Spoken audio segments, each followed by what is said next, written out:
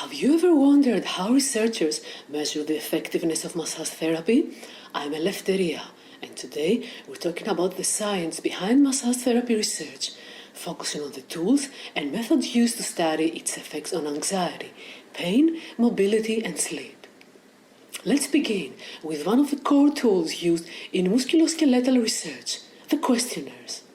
Among the most widely is the Nordic Musculoskeletal Questionnaire, a standardized tool designed to assess musculoskeletal symptoms in different body regions.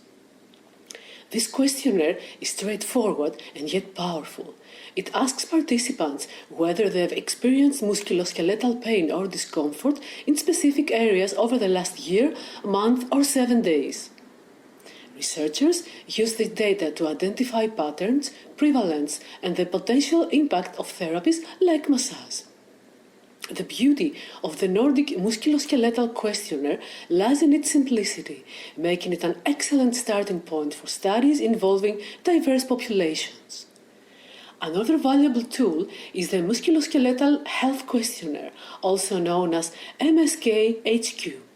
This instrument is more comprehensive, assessing not just the presence of pain, but also its impact on daily life, sleep, and emotional well-being. It incorporates items on work interference, self-management, and physical activity, offering a broader view of musculoskeletal health. This questionnaire is particularly useful in tracking changes over time, making it ideal for evaluating the effectiveness of interventions like massage therapy. Now, why are these questionnaires so important in massage research? They allow for a quantitative assessment of outcomes.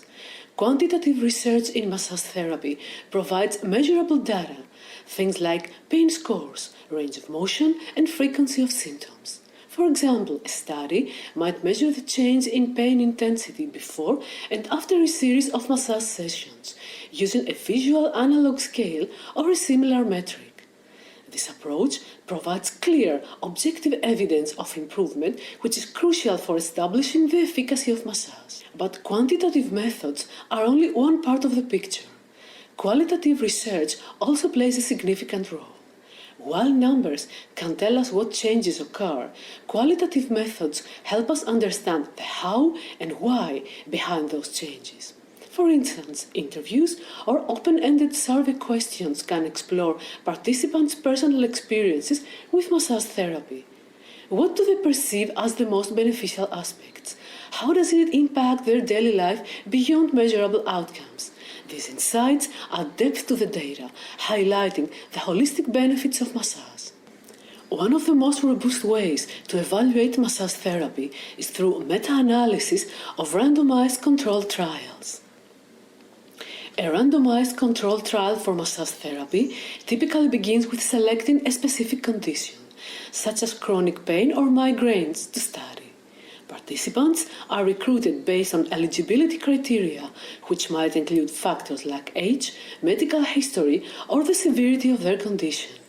Once enrolled, participants are randomly assigned to one of two groups: the intervention group, which receives the massage therapy, and the control group, which might receive a placebo treatment, usual care, or no intervention at all.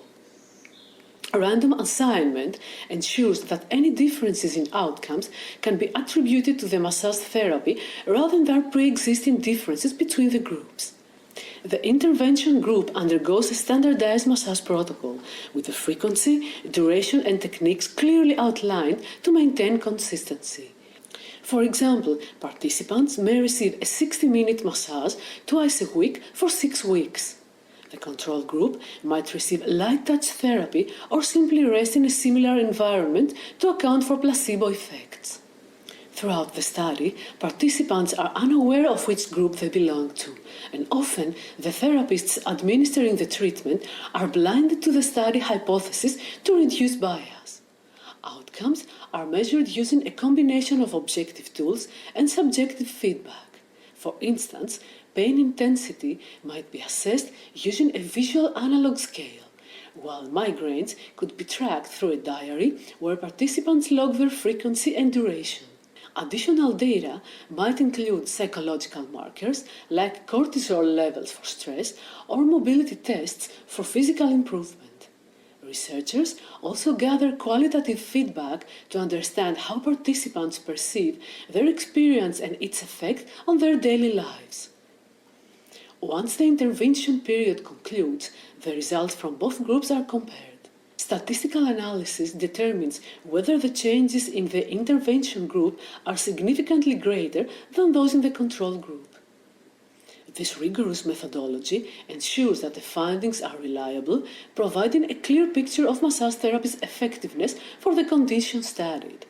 The trial's transparency and repeatability allows others to validate or expand on the results, contributing to the growing evidence base for massage therapy. Now, let's talk about meta-analysis. Meta-analysis pull data from multiple studies, increasing the sample size and statistical power. Recent meta-analyses have shown that massage therapy can significantly reduce anxiety, alleviate pain, and improve sleep quality and mobility. These findings are backed by consistent evidence across various populations and conditions, from chronic pain sufferers to individuals recovering from surgery. In 2004, a meta-analysis supported the conclusion that massage therapy is effective. 37 studies yielded a statistically significant overall effect. The findings are bolstered by the results of trim and fill analysis, which indicate that the results are not unduly threatened by publication bias. And if you're wondering what this term means, well, the trim and fill method is a simple tool researchers use to deal with publication bias. The tendency for studies with significant results to get published more often than those without. First, it trims the studies that make a graph of results look unbalanced. Then it fills in the gaps by estimating the missing studies to create a more complete and balanced picture. This helps adjust the overall results to make them more accurate and reliable. Studies included in this meta-analysis often utilize tools like the Nordic and MSK-HC questionnaires alongside physiological measures, such as cortisol levels for stress or goniometry for joint mobility. Combining subjective and objective data ensures a comprehensive understanding of massage's effects. And the results are promising. For anxiety, massage has been shown to reduce symptoms by lowering cortisol and increasing serotonin and dopamine levels. Regarding pain relief, participants often report immediate and sustained reductions in pain scores, particularly in conditions like lower back pain and osteoarthritis.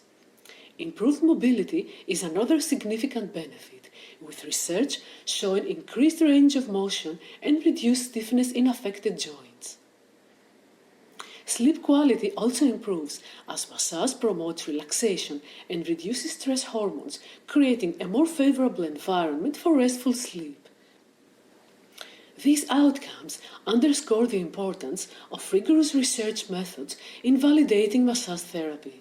Using standardized questionnaires, combining quantitative and qualitative approaches, and conducting meta-analysis allows researchers to paint a full picture of its benefits.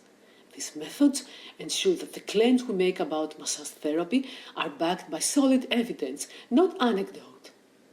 If you've enjoyed this deep dive into research methods, don't forget to subscribe to the channel for more episodes like this. And if you want to learn more on massage therapy, check out my books on Amazon. You'll find me there as Eleftheria Mantzorou. Thank you for listening, and I'll see you in the next episodes.